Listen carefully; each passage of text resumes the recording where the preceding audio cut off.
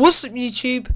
Dan here and welcome to another episode of Career Mode. This is going to be episode 6. So we can begin in the episode with just clearing out some of the Deadwood players. Some of the players are in their mid-30s, the players like Zaccardo and Brasini, and we're not going to use much and they're on high wages, so it's just good to get rid of them.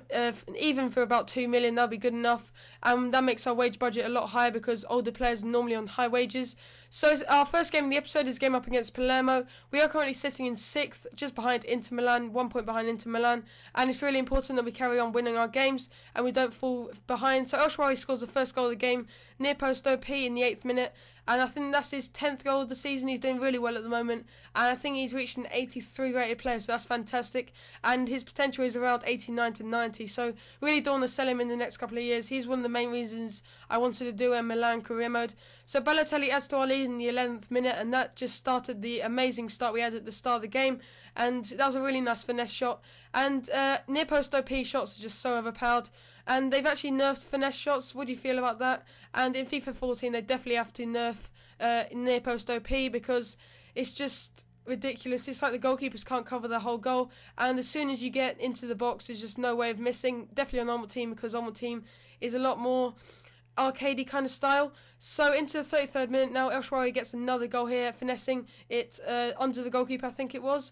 And in the 34th minute, made it 3-1. And by the way, Hernandez, I think it was, scored the first goal of the game for Palermo. So quite a lot of goals in the first half. As you see here, we get a free kick with Balotelli. I've only managed to score 1 free kick this season, and I couldn't add to that with Balotelli. It was quite a tight angle, so I wasn't expecting much.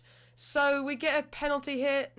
We get a goal kick here, and I make the worst mistake, one of the newbie mistakes. I just can't get rid of the habit of passing it out to the attacker and he just finishes it. I can't stop doing that, definitely on normal team as well. So it was 3-2 and I managed to hold on till the end of the game. So El Shaarawy scored 2 goals and Balotelli scored 1 goal, and that was a really nice win. Palermo are quite a good team, especially because of their strikers. So on to something I haven't done much on FIFA 13, definitely haven't done it in most of my career modes, and set up a scouting network. So I looked through a couple here. There's Torsten Ottel, I think that's how you say it, who has 3-star experience and 5-star judgment. I don't think experience matters too much, but he's a lot cheaper than Coda, who has 5-star experience and 5-star judgment. So you'll see what he... I'm planning on getting like a Brazilian youngster, like a goalie, a defender, attacker. So I'm planning on getting a lot of players from Brazil, and then hopefully go and find some players in maybe like Germany or maybe England. So recommend what countries you want me to go to find new players, because there's some good countries, there's some bad countries. So into our next game up against Chievo now. This is a really tough match in the end. El Shaarawy coming really close with the nice outside of the foot shot there, and it was really nicely saved there. And again, the goalkeeper on fine form and managing to save that. So El Shaarawy again getting past the defender. You notice how much I use El Shaarawy because he is like the key player in the team. And in the 20th minute, he made it 1-0 to AC Milan. 20th minute goal. Fantastic goal there. So he'd already had 3 chances, managed to take the 3rd chance. So Chievo came straight back here, and we actually got really lucky from here. So he takes a shot, it gets saved by Stegen right into the path of the attacker, but he was offside, so I was really lucky, and I just took a gasp for breath. So Pelosi gets a goal here from a sweaty goal, not a nice goal, obviously. So I skipped the replay as well. So 1-1, and I needed the goal, needed a reply, and Boateng got that. I just love Boateng on this game. In the 53rd minute, he made it 2-1. He's just a perfect FIFA player because he has fantastic strength, fantastic pace, fantastic agility, balance. He's just absolutely amazing on this game. One of my favourite players in the game by far because he's such a well-rounded player. So we actually won that game 2-1 in the end. Not as hard as it looked because we did have a lot of chances, but we didn't take them all. El Shaarawy again an 8.4. So we managed to get our scout, which is really good news, and it's the first time I've actually used a scout on this game. I haven't actually used it properly. Maybe hired it a couple of times, but not actually signed many players. So I was looking for what country to go to. Again, you can tell me in the comment section where's the best place to go. So I was looking at a couple of countries in South America. I was thinking of Brazil because if you think about it, in the next World Cup they're going to be absolutely fantastic, and they have a really nice youth squad. So players like Neymar have come through the youth squad, Oscar, players like that.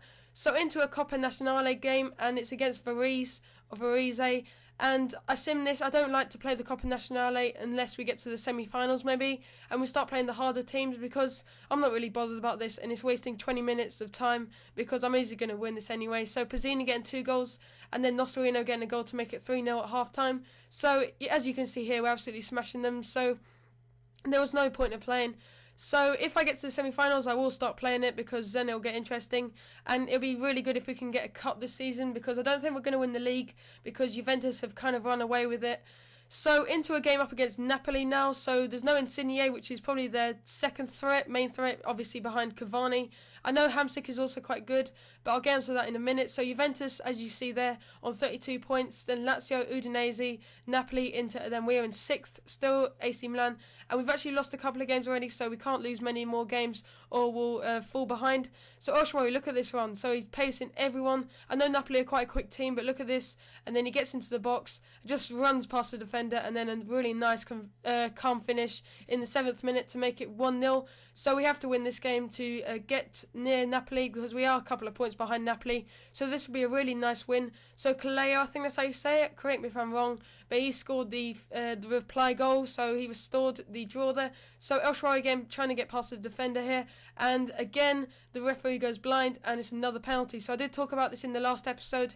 There's going to be a lot of penalties coming up which are just, you wouldn't see in real life. So I scored a penalty, obviously I'm not going to miss, with Pizzini, and in the 45th minute he made it 2-1. So a really cheap goal there, and I kind of feel bad for the CPU because I'm just getting these penalties. But look at that save from ter Stegen, managing to keep that up. So we managed to keep the lead in the end. I was hanging on for dear life at the end. But that's about it for this episode. We won that game 2-1. Please leave a like if you enjoyed the video, and please subscribe if you enjoyed the content. So thanks for watching, and I'll see you in the next episode.